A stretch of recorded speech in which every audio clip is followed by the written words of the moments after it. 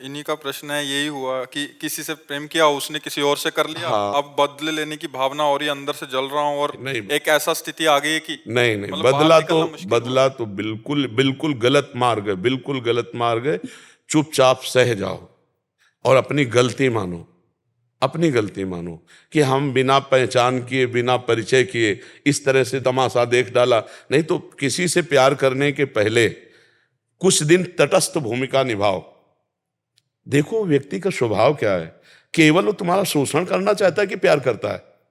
वो जो तुरंत हमारे आकर्षण में आकर तुरंत हैवी प्यार दिखाने लगे, समझ लो ये व्यक्ति प्यार नहीं कर रहा, ये केवल वासना का भूत है, अपने भूत मिटाना चाहता है, चाहे वो लड़की हो चाहे वो लड़का हो। हम प्यार करने के लिए कभी मना नहीं करते, लेकिन किसी एक को चयन करो और आजीवन निर्वाह करो, तब तो तुम्हारा प्यार पवित्र और सुरक्षित माना जाएगा। आज कल परसों नरसों, इसे जानते हो क्या कहते हैं? व्यभिचार। जो कई पुरुषों से संबंध रखे उसे क्या कहते थे हमारे समाज में? जो कई स्त्रियों से, वो क्या संबंध? आज इसे खिलवाड़ समझा जाता है। इसीलिए हमारे बच्चे और बच्चियों की बड़ी बौद्धिक स्तर की हानि हो रही। तो हमें लगता है कि आज हमारी जो समाज है, गर्लफ्रेंड बॉयफ्रेंड गंदे आचरणों की तरफ बढ़ रहे। फ्रेंड बनना कोई हम निषेध नहीं करते, दोस्त तो स्कूल में 50 होते हैं, नहीं होते, लेकिन दोस्त का मतलब व्यभिचार तो नहीं होता ना, दोस्त का मतलब गंदा आचरण तो नहीं होता ना। तो आप गंदा आचरण क्यों करते हो? दोस्त बनाओ, दोस्त तक रखो, और जब आपको इस कार्य में उतरना हो तो माता पिता को सम्मिलित करो और पाणी ग्रहण संस्कार करो, फिर जाओ गृहस्थी में आनंद लो। लेकिन अब ऐसा आधुनिकता चल गई है कि लिव इन रिलेशन चल गया है। वो पति वरण करेगी तो वो पति के साथ रह पाएगी, या ऐसा पुरुष पत्नी को अपने प्राण प्यारी मान पाएगा? तो अब जब ये नहीं होगा तो कलह अशांति और सब बढ़ता ही चला जाएगा। अब भोगों में सुख है नहीं। अब नए नए बच्चे जब भोगों में उतरते हैं तो सुखानुभूति होती नहीं है, तो फिर व्यसन करते हैं, ड्रग्स है, गांजा है, चिले, ये सब जीवन बर्बाद हो रहा है। तो आप लोग जैसे विज्ञजन हैं, संभालो हमारी नई पीढ़ी को।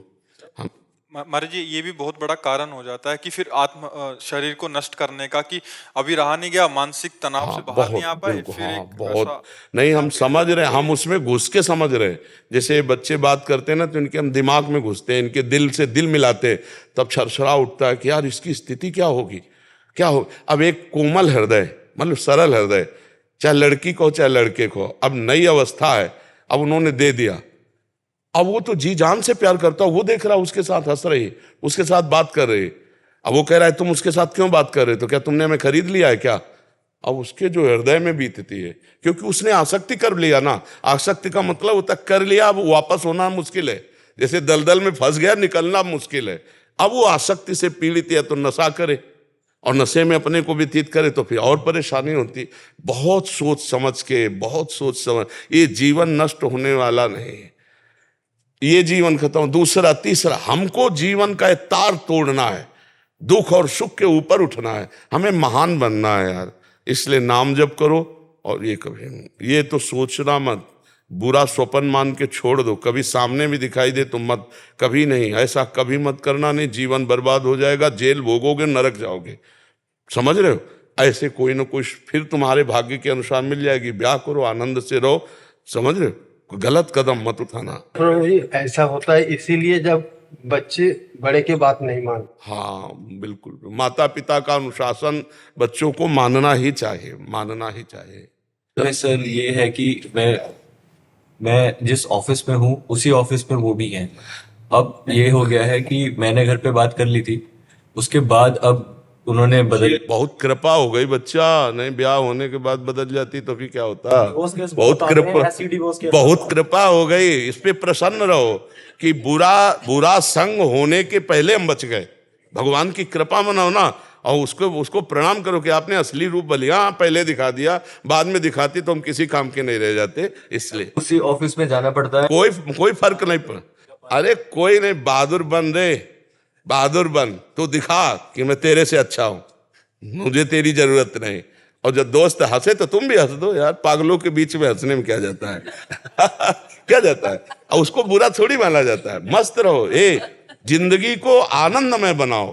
भाई, हम सबसे प्रार्थना करते हैं, हर परिस्थिति की काट है, परिस्थिति में मत डूबो, परिस्थिति को काट के आगे बढ़ो। ऐसी नहीं, ये कोई बेइज्जती है, उसकी मन है वो दूसरी जगह जा रही, कोई बात नहीं भाई, तुम्हारे अपना रूप दिखा दिया, हमारी कोई बात नहीं, हमारा भगवान देखेगा। कहीं ना कहीं ऐसा जोड़ लिखा होगा जो तुम्हें सुख देने वाला हो, ये आती तो दुख देती ना।